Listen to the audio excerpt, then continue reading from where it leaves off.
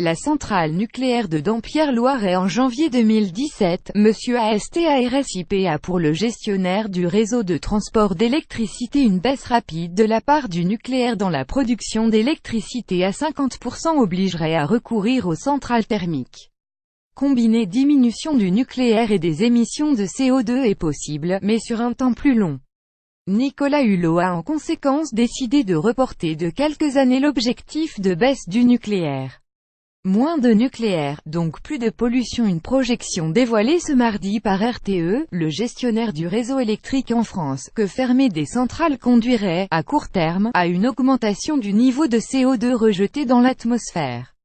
Pourtant, la loi de transition énergétique votée en 2015 prévoit de baisser radicalement le niveau d'émission des gaz à effet de serre d'ici une dizaine d'années, tout en ramenant la part du nucléaire dans la production d'électricité à 50% en 2025. Une date sur laquelle Nicolas Hulot s'est montré sceptique. Il sera difficile de tenir ce calendrier, sauf à relancer la production d'électricité à base d'énergie fossile, a-t-il déclaré. Le ministre de la Transition écologique, qui a choisi d'abandonner la date référence de 2025, a expliqué qu'il préférait prendre le temps pour trouver une date réaliste pour que le nucléaire descende à 50%. Pour RTE, il faudrait fermer entre 23 et 27 réacteurs d'ici 2025 pour tenir l'objectif fixé par la loi.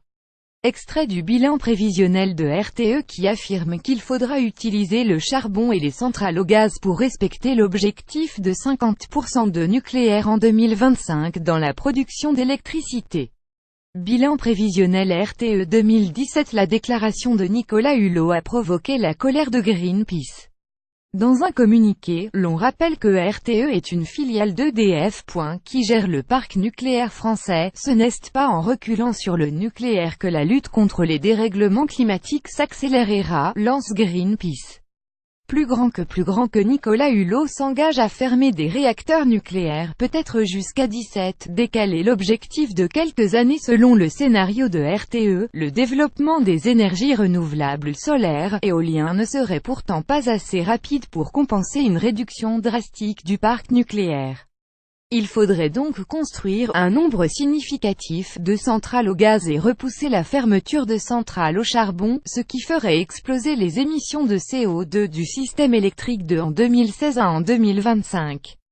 Plus grand que Energies renouvelables. Record d'installation en 2016 dans le monde. Faut-il alors laisser tomber la loi de 2015 et prolonger coûte que coûte la durée de vie des centrales pour sauvegarder la planète? Pour Yves Marignac, porte-parole de l'association Négawatt qui milite pour la sobriété énergétique, la question ne se pose même pas. Si on décale l'objectif de fermeture des centrales de quelques années, on n'aurait plus besoin de ce supplément d'électricité fourni par les centrales thermiques, affirme-t-il.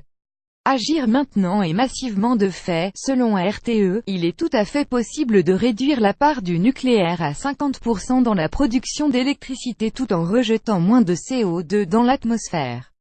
Mais cette transition demanderait quelques années de plus que ce que prévoit la loi. RTE vise l'année 2030 au lieu de 2025. Non, tous les scénarios RTE n'ont pas UGM CO2 si baisse du nucléaire ici conso stable, division par 2 du CO2, 50% en 2030. pic.twitter.com RGISA1Q73, Mathieu Orphelin @m-orphelin November 7, 2017. Cette trajectoire est possible à plusieurs conditions. D'abord en stabilisant la consommation d'électricité au niveau de 2016, puis en triplant la capacité de production des énergies renouvelables. Un domaine dans lequel la France patine, notamment sur l'énergie solaire.